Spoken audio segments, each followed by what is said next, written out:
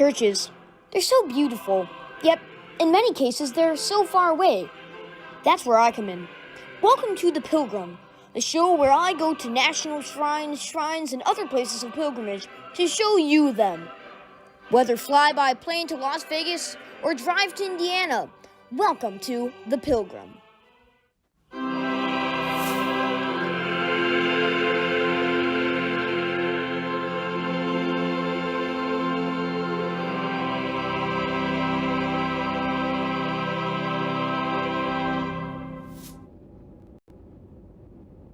Today we're going to do something that on this show we normally don't do. Fly on a plane and go to Mexico.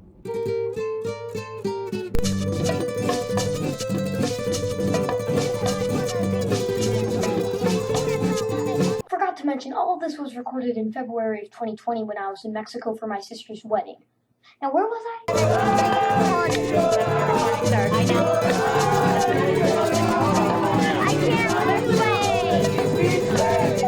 Now, as you probably already know, Mexico City is the site of the apparitions of Our Lady of Guadalupe, in which Mary left an image of herself on a tilma.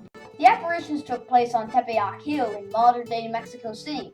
But not only will we be checking out the chapel on Tepeyac Hill, but the basilicas and chapels that surround it. This is the Chapel of the Roses, also known as the Cerrito Chapel. It is located on top of the sites of the apparitions, but you may be surprised to know that this church was actually built in 1660, more than 100 years after the apparitions took place. The walls of this chapel tell the story of the apparitions of Our Lady of Guadalupe. Now, I'm not sure if I just called Tepeyac Hill a hill. There's a lot of steps to get up there. Either way, the Chapel of the Roses is guarded by statues of the archangels as well as the cross of the apostolate. Now, even though there's a lot of steps to get up there, it's worth the great view of the two basilicas, which we will be checking out next. And on your way down, don't forget to check out the amazing statue of Cristo Rey, Christ the King. This is the old Basilica of Our Lady of Guadalupe, renamed the Expiatory Temple to Christ the King after reopening after it was bombed and began to sink. This is why the tilma was moved from this basilica to the new basilica, also because of size. All I can say is that it's definitely worth the visit, not only because of how beautiful it is and the style it was built, also because when you walk in there, it doesn't feel level.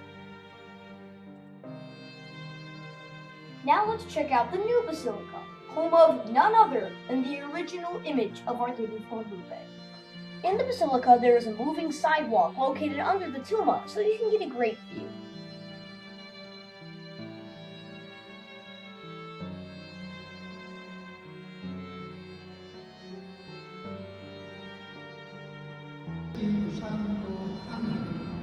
Que la gracia de nuestro Señor Jesucristo, el amor del Padre y la comunión del Espíritu Santo estén con todos ustedes. This church was built between 1974 and 1976 and can fit 10,000 worshippers. Don't forget to take into account this statue of JP2 next to the old basilica. Why is it special?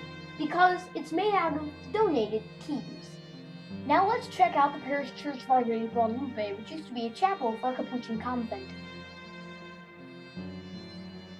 Now, if you plan on going to the basilica, don't make the mistake that we did.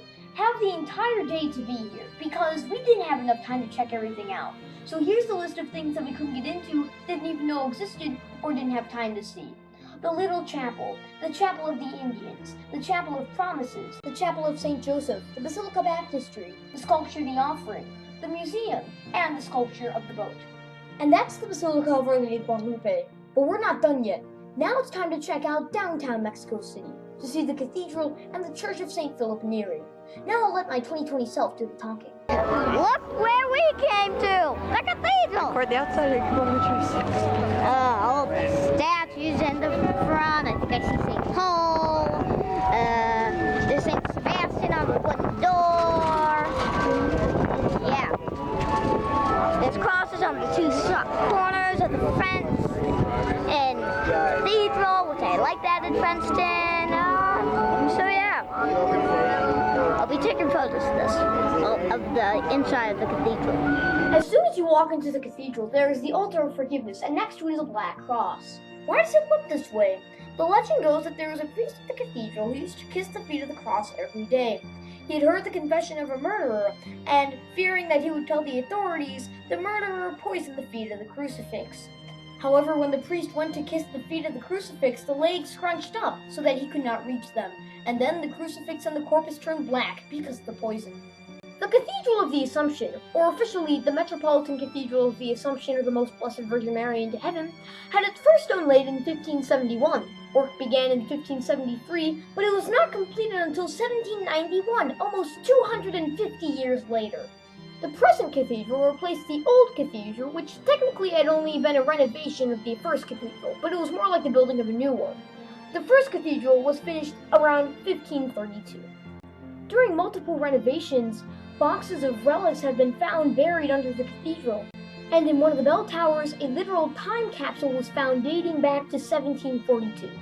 The cathedral is home to 16 side chapels. We'll be checking out a few.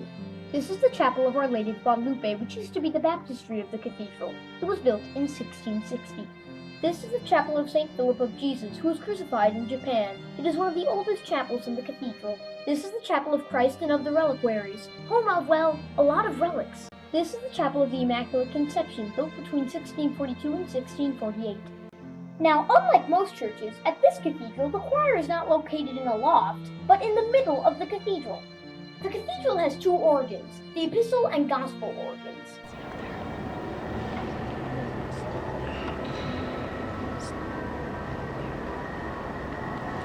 In Spanish cathedrals, the main high altar is dedicated to the ruling king. So what is the name of this high altar? The altar of the kings. Now, as you've probably noticed, in most cathedrals, the tabernacle is not located at the main altar. So where is it here? In a Blessed Sacrament chapel? Well, I wouldn't call it a Blessed Sacrament chapel. It's more like an extra church. After going through a hallway with the Divine Mercy side altar in it, you enter the church with the tabernacle in it. What is the name of this church? It's called the Tabernacle.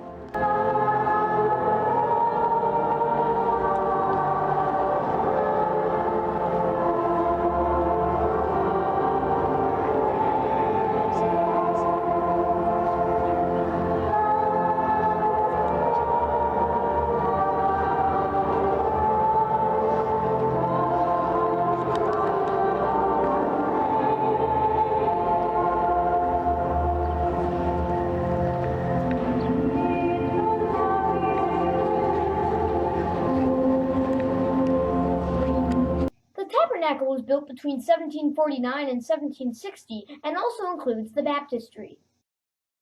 And that's the Cathedral of the Assumption.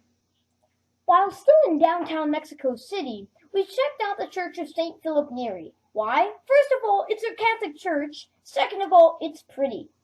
Now, I don't know much about the Church of St. Philip Neri, so we will only be quickly checking out the side altars. See those golden hearts to the right of the crucifix? Those were brought to this church in thanksgiving for favors or graces received.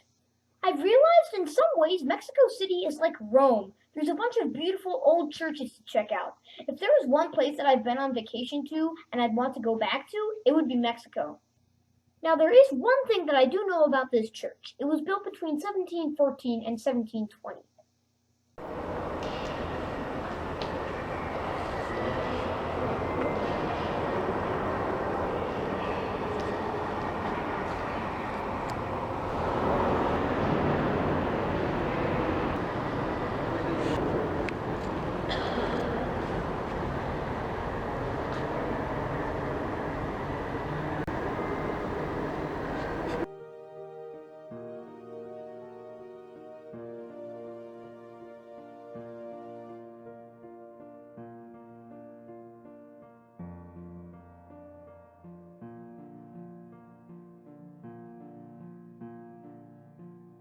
Hopefully you like looking at the Church of St. Philip Neri. We can work toward Or is that. it Neri? I don't know, but hopefully you've liked it.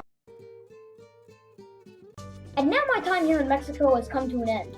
But do you think the Basilica of Our Lady of Guadalupe is too far away from you? That's okay, because there's an Our Lady of Guadalupe shrine in Des Plaines, Illinois. We'll be checking that out next time on The Pilgrim.